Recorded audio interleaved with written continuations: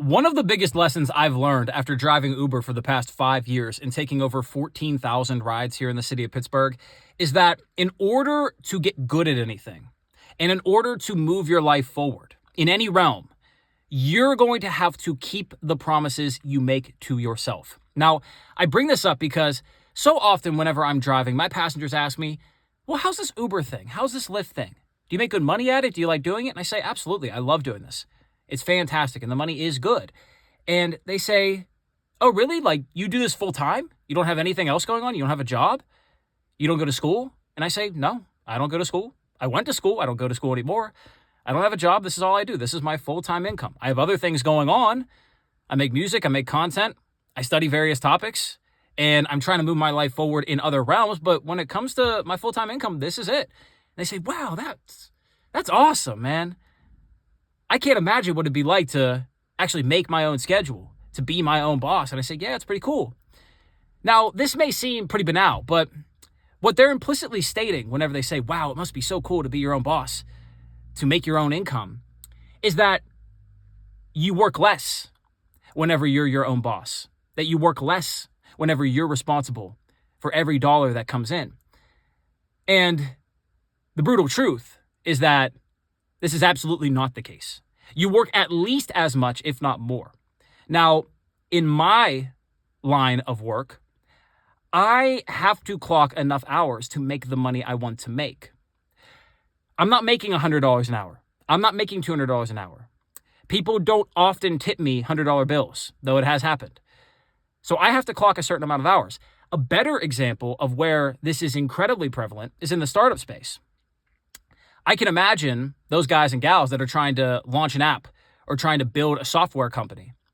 They are holding down jobs at other firms, working full-time schedules, 40, 45, 50, 55 hours a week. And then on the side, they're building their companies. They're trying to find product market fit. They're coding software. They're trying to raise capital. They're prospecting. They're doing all of these other things while also trying to make another company money. That's a lot of work. And in order to pull that off while also maintaining your physical health, maintaining your spiritual health, maintaining your emotional state, and maintaining your relationships, you gotta prioritize. You gotta schedule things and you gotta commit. As in, when you make a promise, you have to keep it. In my line of work, when it comes down to making sure I clock enough hours, I have to be out on the road at a certain time if I want to make the money I want to make, because I know when the business is good. I know when things get active. I know when people are out spending money, when they need rides. I need to be out at certain times, especially when they offer turbos, 10, 20, 30, 40, 50, 60% more per ride. Whenever they have bonuses going on in the city, I have to be out. And if I'm not out, it's only me to blame for the lack of income on that particular day, week, or month. I have to uphold the promises that I make to myself. And in order for you to be successful at anything in life, you're going to have to do the same thing. If you say that you're going to run 3.5 miles, like I just did at the gym, you have to run those 3.5 miles. Even if you don't want to, even if you wake up groggy, even if you're dehydrated, or if you don't have food to eat, you have to run those miles. Now, I bring this up because, like I said, I just got done running 3.5 miles. I am training for the Chicago 10K because I hate running. I haven't ran in a long time. I just started picking it up. And I figure might as well do something I despise in order to grow. Because if I only do things I like doing, I'm probably not going to grow as much as if I were to do things I don't like doing, at least a little bit. So I just got done running 3.5 miles. Now, I woke up incredibly dehydrated, incredibly groggy, did not get great sleep, and did not eat anything. But I still ran the 3.5 miles. Was it fun? No. Was it pleasant? Absolutely not. It was supposed to be an easy run. It didn't turn out to be easy. It wasn't necessarily hard or excruciating. I feel great now. As you can see, I'm rambling. I'm going bing, bing, bing, bing, bing, bing, bing. But I did it anyway. I got it done. I got in and I did my shoulder workout too. I got it done. I'm going to go in. I'm going to study chess. Going to get that done. Every single day, when you say you're going to do things, you have to do them. Because it's not just about your lack of progress physically whenever you break the promise, right? If you don't show up to the gym and run the 3.5 miles, of course, you're not making the physical improvements. You're not increasing your speed. You're not increasing your conditioning. You're not doing any of those things. The more important thing that's happening to you, though, is that you are signaling to yourself unconsciously that you are not to be trusted, that you are not someone who upholds their word.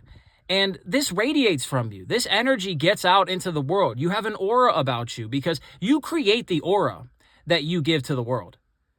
You create that aura, right? Jason Tatum is auraless, quote unquote, by NBA fans because he creates that aura. SGA is auraless, quote unquote, from many NBA fans in the eyes of them because he creates that aura. Now, I think SGA is amazing. I think Tatum's very talented. I don't really find him that entertaining, but I see what they're saying. The aura isn't necessarily there. Kobe, aura. Michael Jordan, aura. LeBron James, to some people, aura. Steph Curry, aura. Kevin Durant, had it, lost it, might have it again, not sure. But you see what I'm getting at here. It radiates from you because it's all about your self-conception. Now, of course, people are going to combat that. They're going to challenge that whenever you project that into the universe. But if it's strong enough, most people will just step to your side. Most people will either follow you or they will get out of your way. Some will hate you. Some will despise you. Most will do so covertly. But a few others will try to really take you down. But those are the ones who also have this strong aura, who also have this strong internal presence, whether it's negative or positive. This is what happens when you keep promises. When you keep promises, you build an aura that precedes you. It's a reputation that precedes you because you build your reputation from the inside, and then that internal reputation is what makes your external reputation. People will move out of your way because of how you see yourself. You act like a king to become one. It's the story of Christopher Columbus. He asked for the money, he asked for the fleet, he asked for the resources, and he got it. Did he deserve it? Hell no. Was he a good navigator? Absolutely not. Got lucky as hell, but he asked for it, and so now we all remember his name. It's a lesson for you. It's a lesson for me. Ask and you shall receive. God said it, not me. So get out there and uphold the promises you make to yourself, because when you do, you're going to build this aura. You're going to look at yourself differently. When you see yourself in the mirror, when you gaze into your own eyes, you're going to see a different person. And when you do this over the course of days, weeks, months, years, and eventually decades, all of a sudden you wonder if this really isn't a dream. If this world really isn't something that you're sculpting in real time. I believe it is. And if you do this, you're probably going to believe so too. But in any case, let me know what you think about this. If you gained value from this, subscribe to the page. Follow along for more 10K stuff, for more Uber stories, etc. Hopefully I have some good ones tonight whenever I go out. But I will see you in the next one. Much love. Peace. This is New Da Vinci. Have a blessed day or evening, whatever time it is for you.